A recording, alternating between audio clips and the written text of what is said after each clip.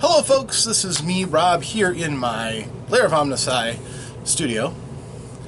And today I have another Benchleydale and Beyond unboxing. I won a prize, which was fun. And I know I usually look it up, but I can't seem to remember where it is, and my tablet isn't at hand at the moment. But there was a contest, and this was interesting because a lot of times the Benchleydale and Beyond contests are from the Dungeon Master, Tim, who gets all of these promotional things. People want to see Benchleydalers and Tim with their products in hand to show off their stuff. I mean, you know, I've been the recipient of some fantastic things like dice holsters and tubes of Zuccotti dice, which are awesome. Love these dice. And, you know, so many cool things, and that's awesome. However, the community of the Benchleydale and Beyond is a community, truly. And there's a number of people who have responsibilities within the community besides Timothy Connolly. And somebody who was really cool and kind of stepped up, they wanted to sponsor their own contest, was Jeff Mackay. And he is a person who loves Advanced Dungeons & Dragons, loves what they're doing at Benchleydale with their Gonzo Double Helix adventure, currently Expedition to the Barrier Peaks, the old classic S3 adventure. And he wanted to sponsor his own contest, which I was fortunate enough to have won. I'm truly blessed by all of these that I've won. I've been very successful and grateful to Tim and his generosity, all the people who have basically been promoting through him. I've got nothing but good things to say about all these things. Jeff basically took a box of stuff done up by 3D printing merchants, sold through Amazon, and either he didn't decide he wanted to do anything with them or whatnot, so he offered it up as a prize, which I won. And I wanted to show off what he was nice enough to send me. So all I have to do is hope that my Tanto is up to getting through duct tape without causing major collateral damage. So my sound engineer and lovely wife is closing her eyes as I get all slicey. But I am a big boy and I know how to cut, so always cut away from yourselves, ladies and gentlemen. That's important. Any number of characters would have still be alive today if they hadn't rolled that critical where they hit themselves, if they would just remember that basic thing, never cut towards yourself. Alright, so I was warned that these are unpainted. Some of them are primed, but these are 3D miniature pieces that I'm hoping will work out well with the 3D stuff that I already have. The expert packing job. Now, this is loose, so I'll show these off to the best effect that I can. The company, Ender Toys, didn't put any visuals in their package. This 3 building sets along with 20 floor pieces. Most have been primed for painting. Throne room pieces have not. Have fun. I included a glass jar with 2 7-piece sets of dice that are stone looking to go along with the dragon throne. The white clips are for connecting sections together. Use them or not. There are plenty if any get lost. Alright. Jeff is generous to a fault, much like our Game Master Tim. So, I like the jar is cool. And he said stone colored. That seems to fit the description about as well as anything, I would think.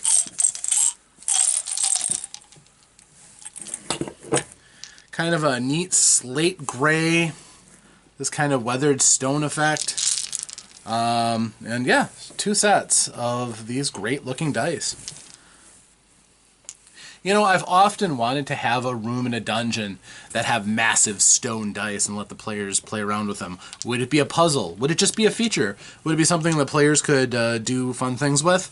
I don't know. I haven't decided yet, but these are very cool. And for the present, we'll go right back in that jar. So thank you, Jeff. That was unannounced, but always a pleasure. And like I've said before, I believe that 3D printing is the future for miniatures. Eventually there will come a point where companies like Dwarven Forge will still have their premium stuff, but mostly they'll be selling 3D, basically blueprints on how their stuff lays out. There may be exceptions for a while, for as long as they can have things like the elements that have 3D lighting in them and the like.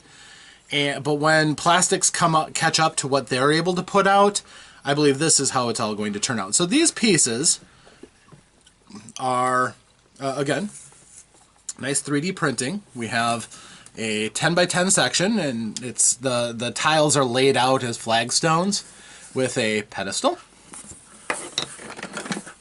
We have the throne, which is on a raised section. Nice throne sculpt. Very simple, very basic, kind of dwarven inspiration, I find. But that looks nice. Then we have solid piece doors. These I'm probably not going to use too often because I have plenty of Dwarven Forge doors that actually open. But I can understand why, if you're doing 3D printing, you would do this. If you're going to put in a door, it would have to be a separate piece altogether. You couldn't print it all off at once. So, especially if you have fake doors or something, this works fine. Or replacing this with an open archway if there's anything like that in here. So we'll see. These are something I don't have any of from Dwarven Forge. This is a 4-way connector for corridors. So you can have your corridors coming off of this,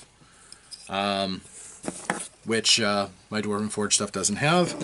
One that's broken, but that's relatively a little super glue and that'll be fixed. So like I said, a lot of these are loose. We have the corner piece, and they have these connecting slots here. He sent along several bags of these white ties that go into those slots. They just peg in and you put the two together around the white slots. This is standard brickwork dungeon walling. It looks very similar to what I have with my Dwarven Forge. And the fact that these things have standardized 1 inch equals 5 feet means that it should work just fine with all of the Dwarven Forge stuff I have. So this just expands what I can do, quite honestly, which is delicious.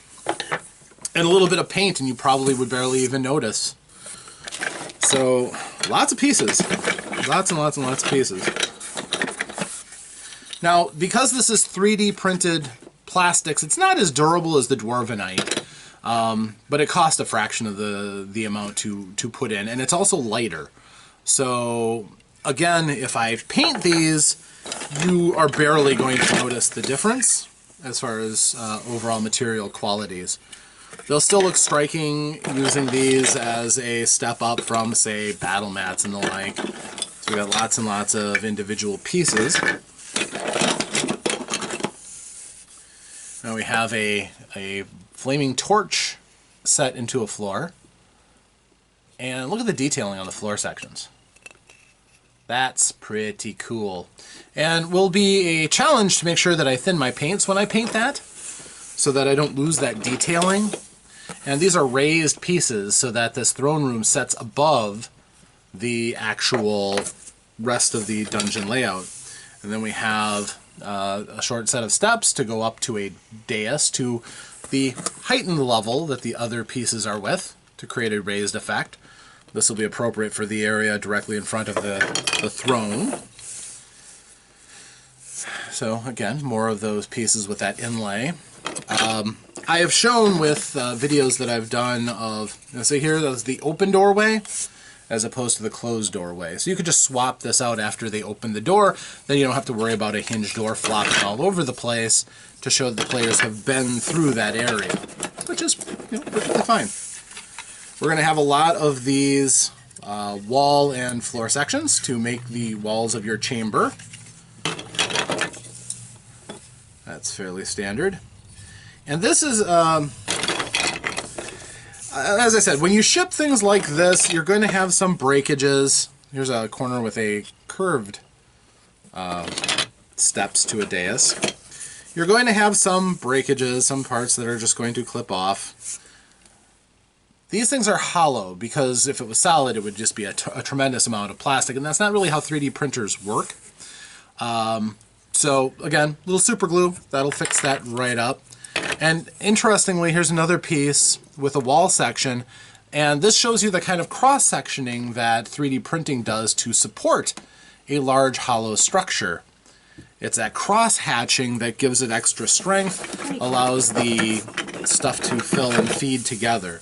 So again, lots and lots of floor spaces. And we will have to cap this off with a section with everything out, showing off everything. I think that will be pretty cool to wrap up this video, but lots and lots, and we're about halfway done now with all the things that I've pulled out of here so far. So, and these come from, again, Ender Games, which is a company that sells their wares on Amazon. I have visited their page. They have a number of such sets, and yes, this all together, very, very generous. I'll just say that for a couple of the basic dungeon sets and this throne room. So we can see what he's primed and what he hasn't.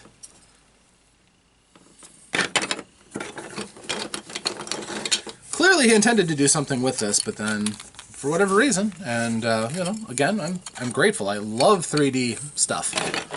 I love cool dungeon tiles because when you have that big encounter, you really do want to, you know, highlight it. And one way to do that is to make the window dressing better. And representing an area in 3D dungeoning pieces is a great way of adding that extra level of gravity and significance. Plus, it allows the players to fully imagine themselves in the place. As they see their characters and slide their characters around, you get to see all of the, you know, the depth of where they're at. They can make their tacticals, decisions based on the layout of what's there.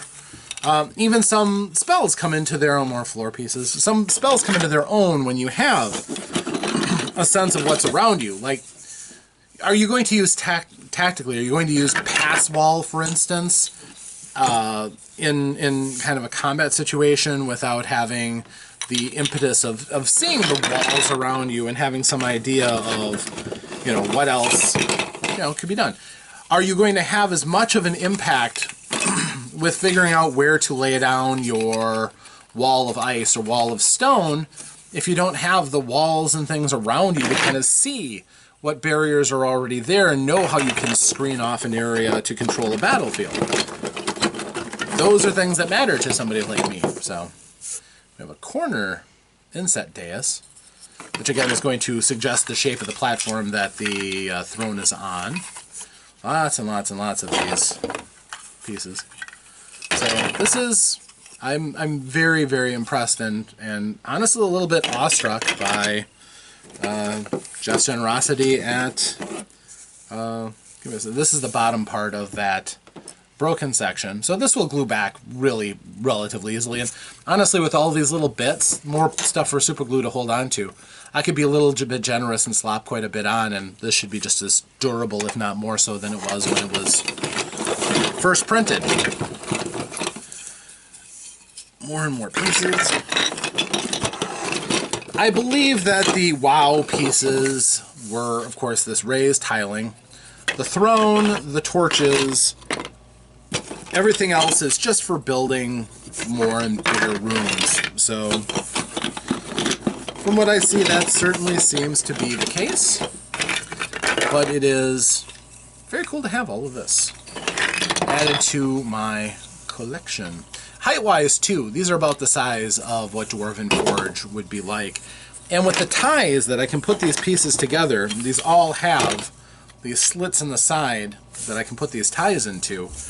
That would make the whole thing much more secure in case my own little battle cat of fury comes onto the table and decides she wants to dance on my my side. She's done this in the past. Mm-hmm. It's an invitation basically for her to spread terror and trauma as the 1010 Trample Battle Kitty that she is.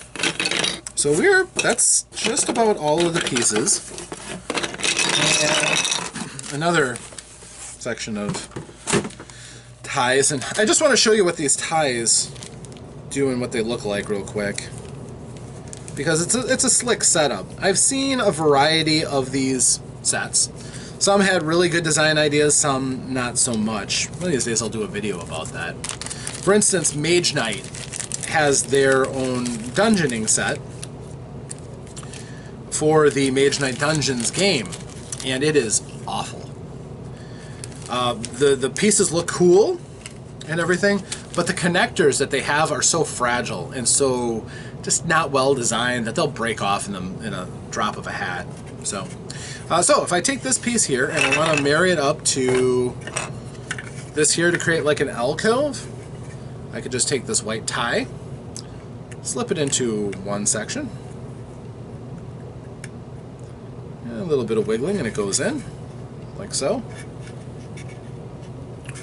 And then I just take the other section that I want to put it into and line up and put it the other side into the slit. And it just snaps in like that. And now I've got, that's pretty secure. That's not going anywhere right now.